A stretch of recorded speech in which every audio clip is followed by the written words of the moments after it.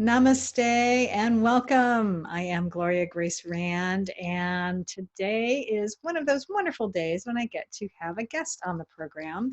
And my guest is someone that I've known for a little while here locally in Central Florida through networking, and her name is Regena. Reg, Boy, now see, I asked her how to pronounce her last name, and now I'm going to mess up her first name. Oh my, Regena Ozeryansky, and which can be a mouthful sometimes for some people. So um, there's a story. You have another name that you've been called to use. So can you share with us a little bit of that first, and then I'll go into the rest of your bio, because you're going to want to learn about this one and stay listening to hear all about what this woman is up to in the world. So tell me about this name. Absolutely. Thank you so much, Gloria. It's really an honor and a privilege to spend time with you and your audience. And it's funny how small the world is and yet so big, because we've known each other for a while, but didn't know how much work we have in similarity. So I'm Mm-hmm. happy to be here.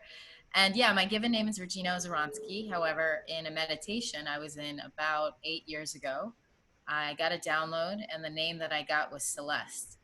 And I didn't adopt it right away. I was very resistant, actually, because it didn't fit, didn't feel right at the time. And my middle name is Rosa. And as you very well demonstrated, my last name is a little tough sometimes for people to embrace at the first glance, because it's a long name. It's Polish, but Yeah. we're Russian. And so about a year ago, I got a tap on the shoulder. I call it intuitive tap on the shoulder. Mm-hmm. And I got the message that it was time to start using the name. And so Regena Rosa Celeste was born. Awesome. Yeah.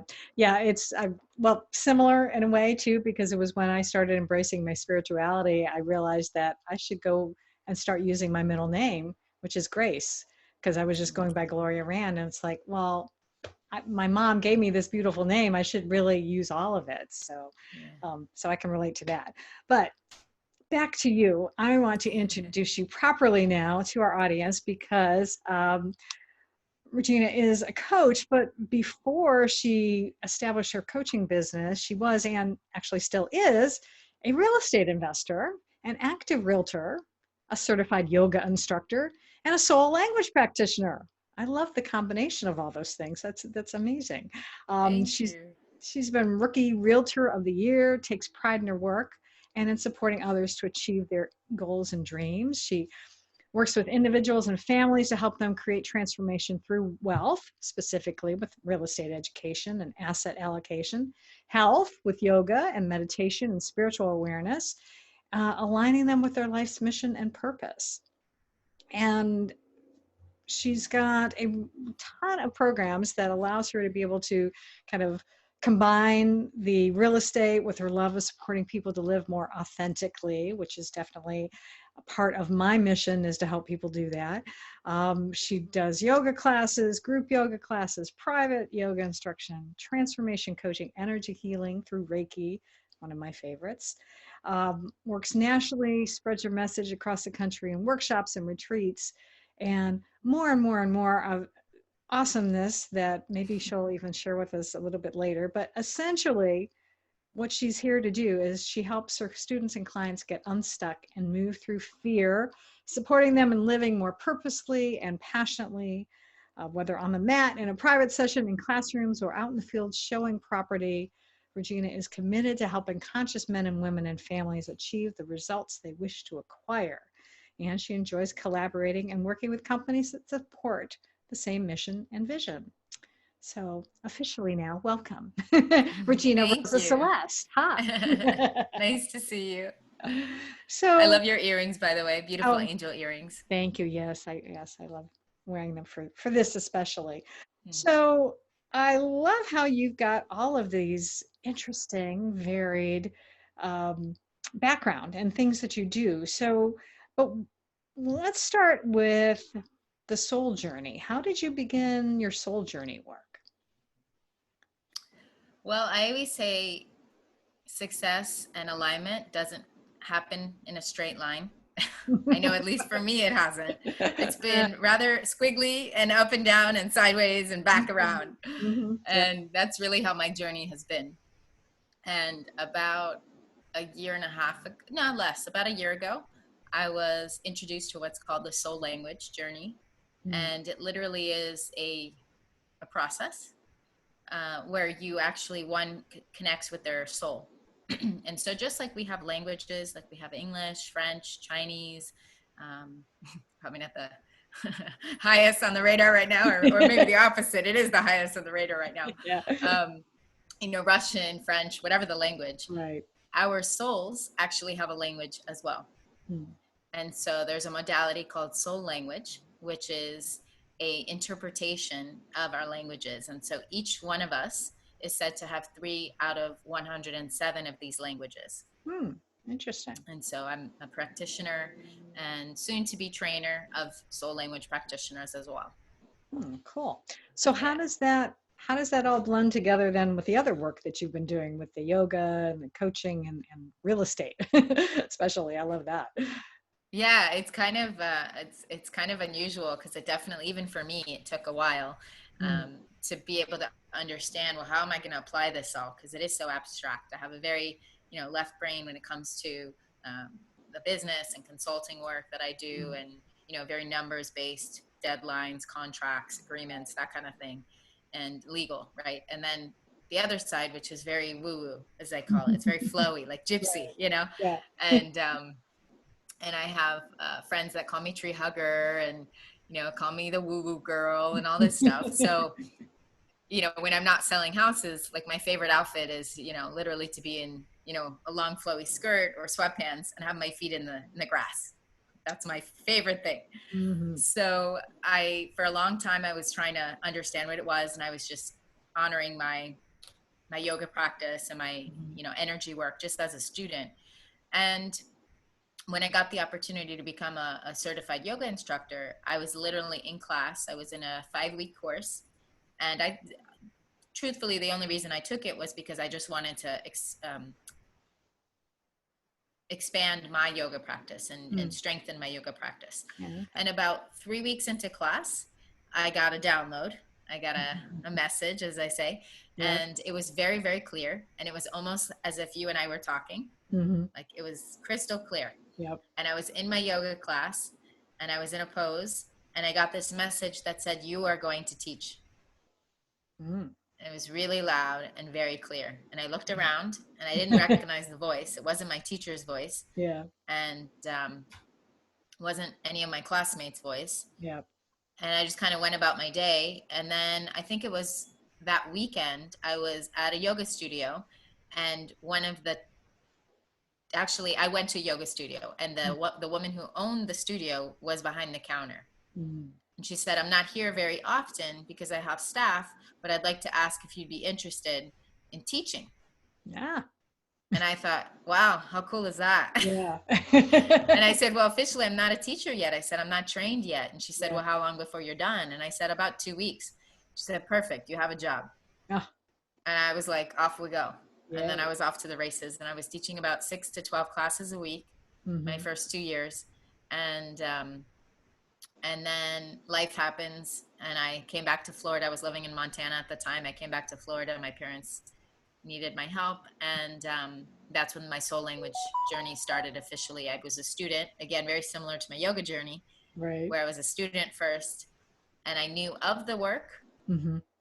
But I didn't ever see myself being a practitioner until about a year into, until about maybe 6 months into knowing of the soul languages. And then I got another message that I was going to be working with the soul languages. So do you ever, if you're talking, like say you have a real estate client, do you wind up, is there any opportunity for you to, I don't know, like how can you blend it? Is it maybe you realize that maybe you can help them in another way, in addition to maybe helping them find a house, for instance, or how does that actually work in practice, I guess? Yeah, actually, it's funny you asked because I thought the same thing and I thought, well, how is this all going to come together? Because they are very different. And, most real estate people don't communicate with their realtor like, "Hey, I'm spiritual," right? Yeah. Or the other way around, spiritual person saying, "Hey, I'm looking for a house." And so with my coaching training and my leadership training, I just was looking for keywords, and it's very much an energy thing.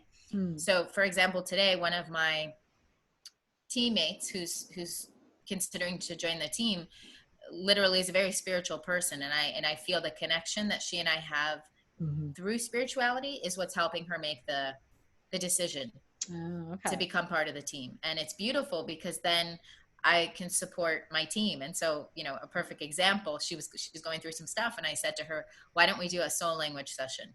And why don't we work through some of that with Reiki and with, you know, potentially with energetic healing? Right. And then, you know, another client, say 2 weeks ago, she came to me and it was kind of the opposite. She said, I know you do this energy work. Can you explain this to me? And she said, it was funny because she even said to me, I know you're a realtor, but you know, I know you have this spiritual side, and I know you're my realtor, but is it okay if we talk spirituality? And I thought, yeah, like there's no door. You don't have to like knock on the door. You just tell me you want to do it, and I'm all for it. So yeah, it works really cool. And obviously it's not something that I communicate it with everybody, but I like that I don't need to hide it anymore, because I never really hid it, but it's very transparent. Yeah. So you're not going to brand yourself as the soul language realtor, right? No. However, it's great that you said that, because I do feel, and I've had people tell me that in the real estate process experience, it's very intuitive, right? And my whole USP, we'll call it my unique selling proposition in real estate, is that I offer people a smoother experience, because I know what it's like to have a stressful experience in real estate, and buying and selling a house is one of the most stressful things for everybody. Yes. Right. True. Yep. So I feel that with my experience and with my training in other realms, including yoga and the spirituality, I can bring that to the real estate, and I can offer what's called a intuitive experience, or I call it intuitive real estate. Yeah.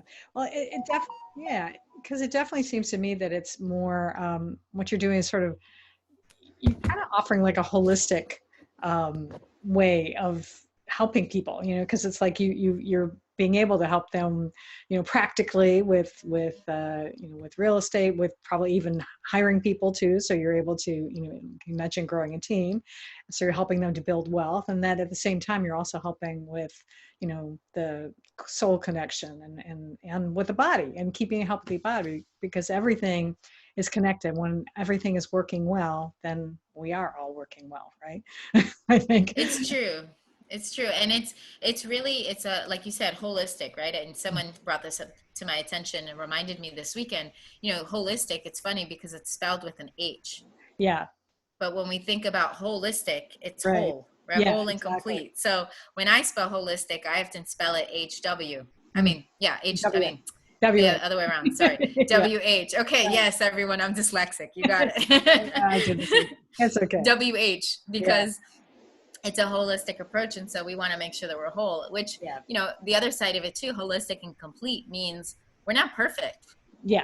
Right. Like this morning, I had some cake for breakfast. Like, I don't always have a healthy breakfast, but I really wanted cake, and I was celebrating a birthday. Oh, and, you know, I think that the key that's really important for all of us is to remind ourselves that in order to live a holistic life, we need to be happy first. Yeah. And happiness trumps every diet. It trumps all vitamins. I mean, I'm not a doctor, but I think, and I believe, and I think my doctor friends would agree, that the happiest, healthy heart is a happy heart. Yeah, absolutely. Yeah.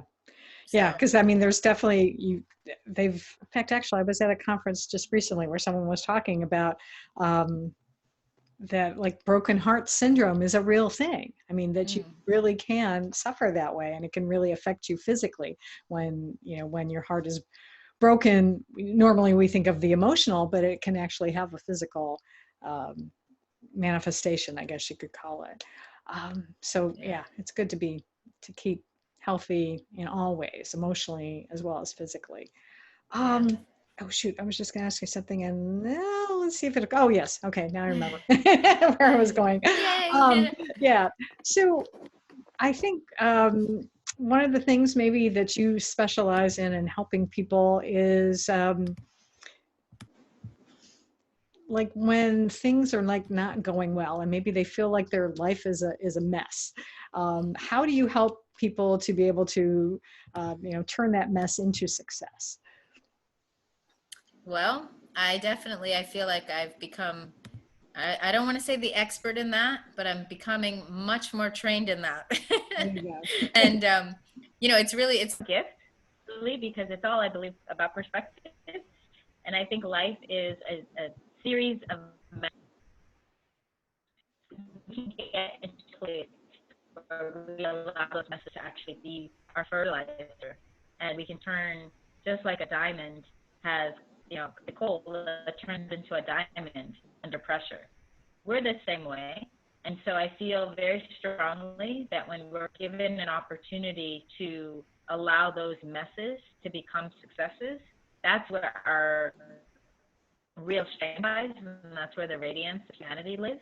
And I like to think that when I call them pardon my language, but we'll call them the crap storms, right? When the crap storms hit, Yeah. they thank you, because Yeah. that's an opportunity to grow, and it's a total mind shift. I Mm-hmm. mean, it's not like I'm over here like, yeah, please, universe, send me more crap, right? Yeah, yeah, But the reality is there's going to be more crap, and I'm aware of that. It's right, part of the human existence. exactly.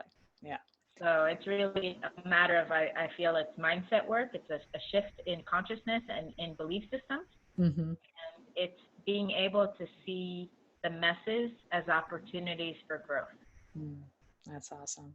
Yeah, I definitely believe that too, because in fact, I think I was saying that this morning. I was doing a Facebook Live today, and that, yeah, challenges are going to happen to us. So it's how we react to them that is how we're going to be able to move through them. So it's a matter of really trusting that whatever is happening right now, number one, that it's all happening for a reason, and hopefully it means that something better was coming along, and it could also be that it's an opportunity for us to learn and to learn and to grow from. So we just have to deal with it. So that's the That's important. right.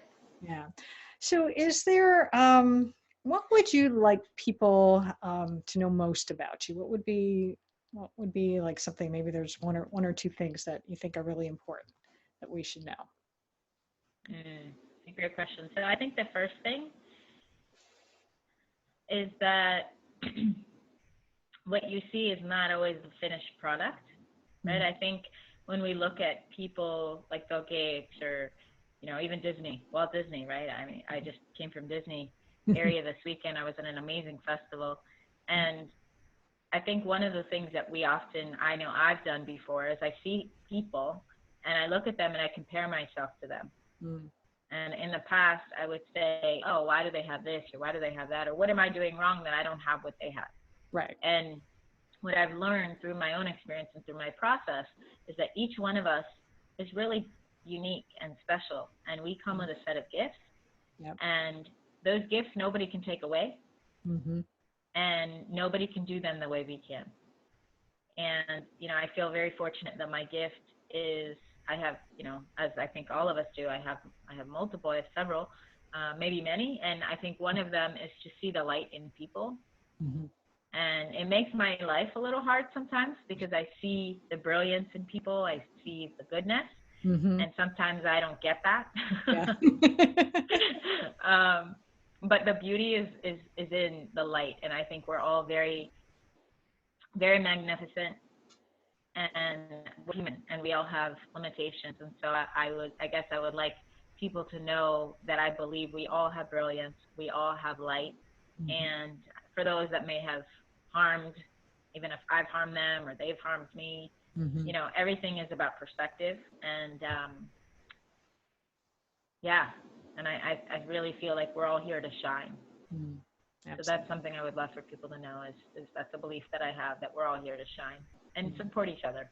Yeah, definitely. Well, I believe that too, and support you with that, because that's definitely, yeah, we are. Yeah, we are all, because I believe anyway that we are all created in God's image, and so that makes us divinely unique as well. And so, yeah, and it's our duty to shine, because we need more people shining in this world anyway. And maybe if enough of us shine the light, then it'll help those who maybe don't feel like they can shine. Maybe it'll give them some encouragement to do so. At least Absolutely. that's my intention anyway. I hope so. Um, Yeah. if someone wanted to get a hold of you and learn more about you, what would be the best way for them to do that? Sure. So there's a couple ways. The easiest is actually to text the word yoga to 64600. Again, that's 64600. And I do have a free gift on there where I really do get kind of deep into my story and quite vulnerable. I share some of the yucky parts of my journey and how I've come out on the other side with light and love. And so that's a place you can get my free gift. And then I do have a course that I'm rolling out here shortly. It's a 3-month program, and I'm very excited about that. So I look forward to sharing that with anyone that might be curious about it or wants to know more. Well, very good. Well, in case you are listening to this and you are in your car or something, and you're like, there's no way you're going to write that down, I will include it in the show notes. So don't worry about it. You'll be able to get it later. So, just you can go get it from, if you're listening on iTunes, or even go to my website, which is Gloria Rand, RAND.com as well. So, let's see. I think, is there any last words before we close up for today? Any other words of wisdom you'd like to pass along?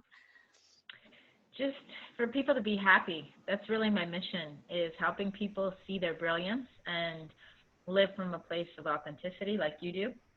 And really, finding that inner peace. It's not always a straight line. Know that it's not a straight line, but it is there for all of us. And it's something that I'm really passionate and I'm speaking about, is how to achieve inner peace. And I have a 3-step process that I'm working on rolling out here in the next couple of weeks. So if anyone would like to be part of that journey, I'm delighted and honored to have them. And I'm so happy to be here. Gloria, Grace, thank you for your time today. Well, thank you for being here. I appreciate it. And for those of you listening or watching on YouTube, make sure that you subscribe, and so that you can find out about our next episodes, and leave us a review would be awesome as well. And until next time, I, as always, encourage you to live fully, love deeply, and engage authentically.